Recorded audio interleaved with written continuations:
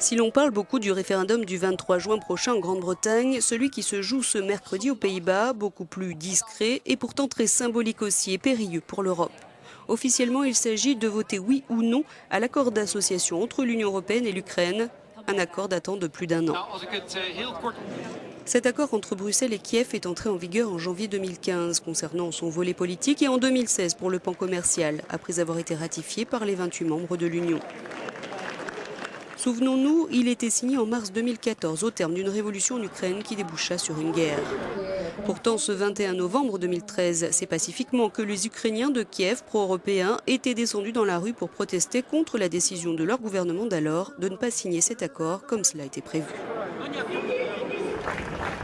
Traumatisés par le crash du MH17 en Ukraine en juillet 2014, dont la majorité des victimes venaient des Pays-Bas, les Néerlandais qui attribuent ce drame aux forces pro-russes n'ont a priori rien contre les Ukrainiens. Et l'on aurait pu penser qu'ils seraient enclins à dire oui à l'accord avec l'Union européenne. Mais c'était sans compter une coalition politique éclectique dans laquelle on retrouve bien sûr le fer de lance du populisme néerlandais, Geert Wilders, qui a recueilli les 300 000 signatures nécessaires à l'organisation d'une consultation populaire, même a posteriori. Le rejet de l'Europe, c'est le credo de l'extrême droite, et les Pays-Bas n'en sont pas à leur coup d'essai. En 2005, sous l'impulsion déjà des partis europhobes ou eurosceptiques, ils rejetaient par voie de référendum le projet de constitution européenne dans la foulée des Français.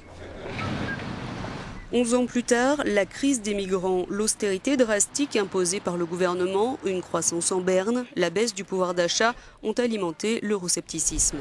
À travers ce vote ce mercredi, c'est donc l'Europe avant tout qu'ils visent et veulent sanctionner, laquelle pourrait sortir encore affaiblie par un nouveau camouflet.